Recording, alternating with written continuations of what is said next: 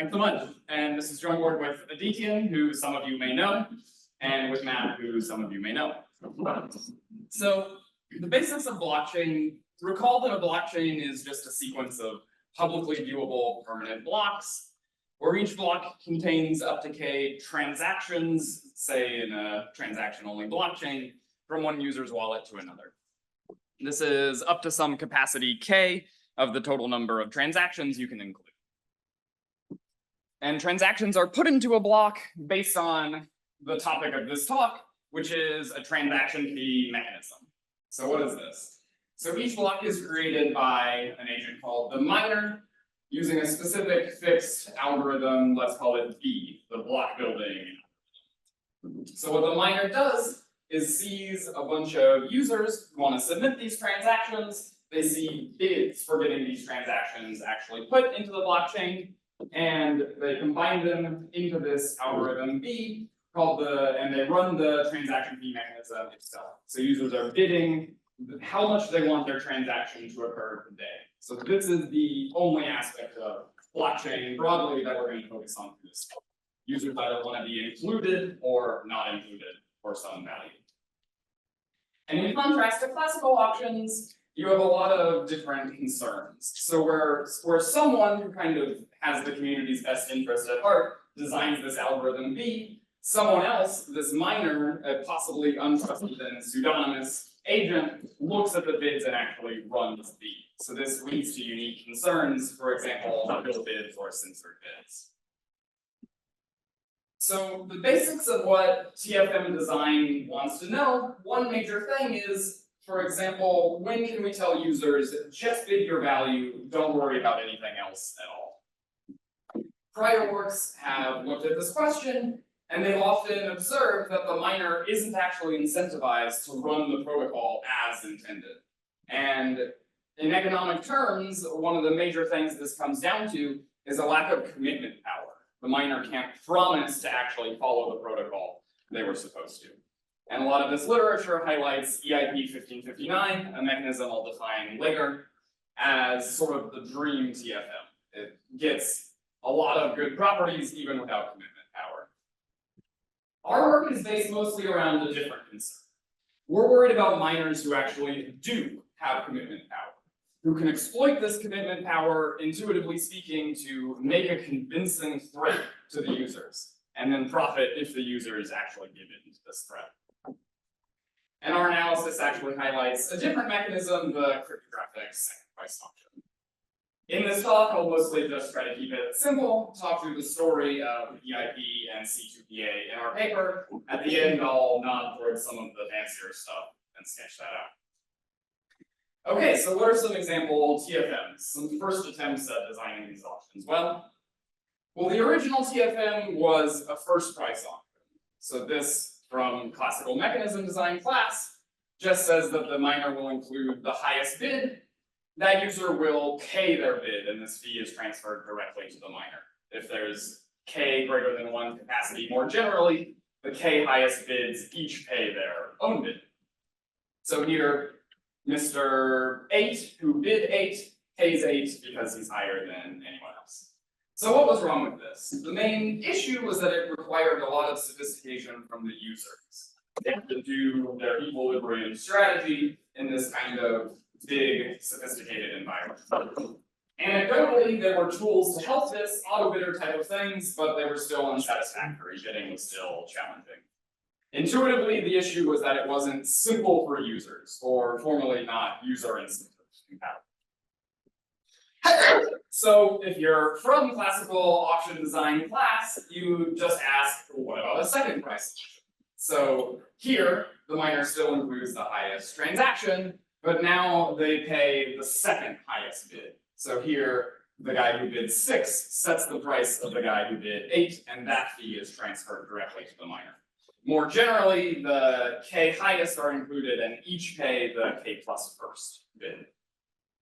So this, on the surface, fixes the issue on the previous slide. This intended auction is incentive compatible for the users. You want to bid how much you value this transaction being included.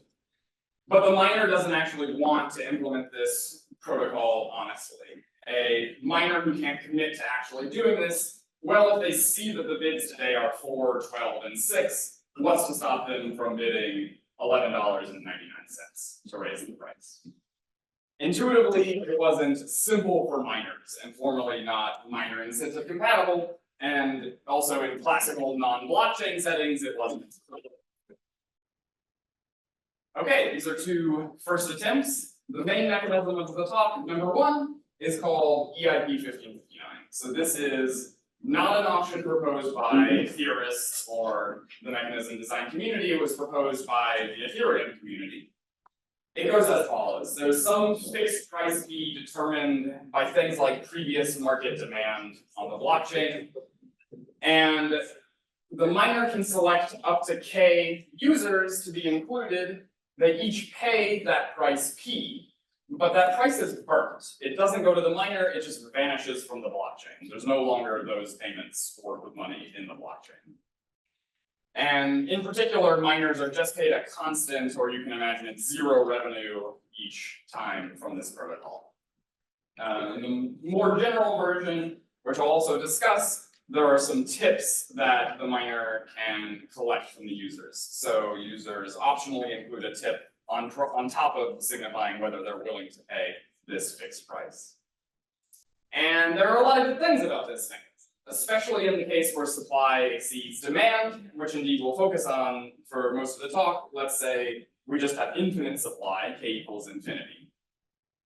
In this case, there's simply some exogenous price set by the protocol, and everyone who exceeds the price in their willingness to pay will get included and pay the price P, which is burned by the protocol. In particular, so there's straightforward bidding for users, just bid it if you want it at price P, otherwise don't.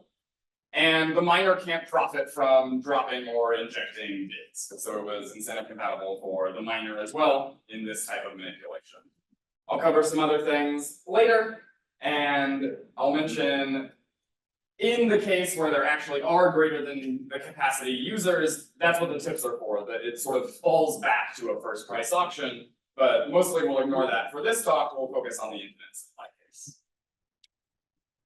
Okay, EIP, this fixed price and burned price mechanism, how does it look in our paper? Well, we just consider the following. What if the miner tweets, hey, every user who doesn't pay me $5, say even in Venmo, like just completely off-chain. Everyone who doesn't say, here's your $5, I'm never going to include your transaction. Pay me directly, or I'll just pretend I never see your transaction. If you consider the real mechanism with tips, you can even do this purely off-chain, purely on-chain without setting up Venmo, by just saying, you must tip me $5 or I'll pretend I'll never see it. So we simply observe that if any user is actually willing to pay $5 and gives in, then the miner will strictly profit from this manipulation. If they can really commit to, I will completely ignore you unless you transfer me 5. So that's the first big idea of our paper. So we define a notion called off-chain influence proofness. That says the miner can't profit by running any separate off-chain mechanism to decide how play proceeds according to the on-chain TFM, formally within the user is playing a Bayes-Nash equilibrium, best responding to this miner strategy. So what I just told you is basically the proof that EIP'1559 is not off-chain influence proof. Okay, second main mechanism of the talk, the cryptographic second price auction. So this is still the second price auction from before, where the highest bid is included and pays the second highest bid as the fee transferred to the miner. But now we encrypt the bids. The miner can't see the values of the bids until the auction is finished. In our model, the miner simply can condition on who submits a bid, but without ever having any information about the values of the bids. This is a big simplification. This is not very trivial to implement with cryptography. But I think we're getting there in terms of the cryptographic primitives needed, and so this is the model we adopt for our paper. So the miner sees, okay, there's 4 bids coming in today. I kind of know the wallet that wants to submit things, but I have no idea what these bids actually are until, oh, okay, somebody won it, And they did 17, and they're going to pay 13 because that was the second highest. So this kind of directly kills the credibility issue of second price that I discussed earlier, where the miner injects a bid just under 17. It's just no longer possible. A possibly bad thing about this auction, it seems pretty good, but one bad thing is the miner does want to inject a fake bid as we've written it so far. In particular, they want to inject the Myersonian optimal reserve price from classical auction theory. This theory tells us there's some price R where if you just modify second price auction by never giving the item away for less than R, you get the maximum possible revenue from any mechanism and any user Bayes-Nash equilibria with these bidders. So here, the miner just submits this bid, even though they can't see the values of any of the bids. So, as written, C2PA is not simple for miners or miner compatible. This was observed by Shi, Chung, and Wu. However, what we asked is anything really wrong with this? Our paper simply allows the miner to set a reserve. So no longer is this a bid, this is a legal thing in the protocol to set a reserve R. And from classical auction theory, whatever the miner's prior is, their optimal strategy is just to set this reserve as a function of the prior. So we adapt protocols to allow general advice, including setting the reserve advice from the miner, and this is fine with us as long as it doesn't harm other good things like the user's incentives. And we prove that C2PA is simple for users and miners given this modified thing where the miner can set the reserve.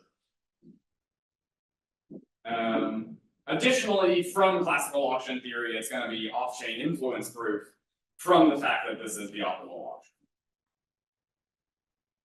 So I want to discuss the formalization of all these things a little bit. I don't think I want to carefully read through all these things, but I'll mention some important features are that we discuss properties of specific equilibria. The miner is doing this, the users are doing this. We adapt notions from other papers into these semantics where we're looking at particular equilibria. And we call these on-chain user simplicity and on-chain miner simplicity. We also define a broader off-chain game where the miner can commit to any off-chain mechanism to determine how play proceeds on the on-chain mechanism. And we define off-chain influence proofness to say that whatever you're doing in this equilibrium, if you look at any off-chain mechanism and any user Bayes-Nash equilibrium there, the miner isn't going to profit strictly above what they were doing before. So our formal theorems are that EIP 1559 is on-chain miner and user simple, but not off-chain influence proof. And C2PA changes this last thing to be off-chain influence proof, indeed. Okay, I want to mention a little bit about collusion resistance, some extra theorems we prove in the paper about trade-offs, and some remarks on top of those. So prior desiderata within our framework, we call them on-chain user simple, on-chain miner simple. There's one more I haven't told you about. We call this strong collusion proofness. And actually EIP 1559 satisfies this one as well. So this was the full picture of the basic reasons it was considered the dream TFM. Off-chain influence proofness, this is our new notion, and it turns out C2PA doesn't satisfy strong collusion proofness. I won't tell you exactly why this is, but if the miner themselves is submitting bids, they want to increase them a little bit above their actual value for getting that transaction. And we actually proved that this is a formal trade. No mechanism can get all four of these properties simultaneously. Here's our definition of strong collusion proofness. It adapts this prior notion of one SCP, and the formal theorem is that no mechanism satisfies all four of those properties. It's not our main focus, but we look a little in the paper as well about, so given this theorem that you must give up on collusion proofness to get off-chain influence proofness, and in particular if you adopt C2PA. As an aside, we proved two observations regarding collusion in C2PA. First, I would kind of describe it as requiring true profit sharing. So if colluders agree on a specific, okay, if our net profit increases by this much, you get this fraction, I get this fraction. And if the colluding user best responds to this contract, we're just back to some modified mechanism, some equilibrium of some other modified mechanism playing in a user-based Nash. So actually already Meyerson revenue equivalence will kick in, and the miner can't profit from this type of collusion.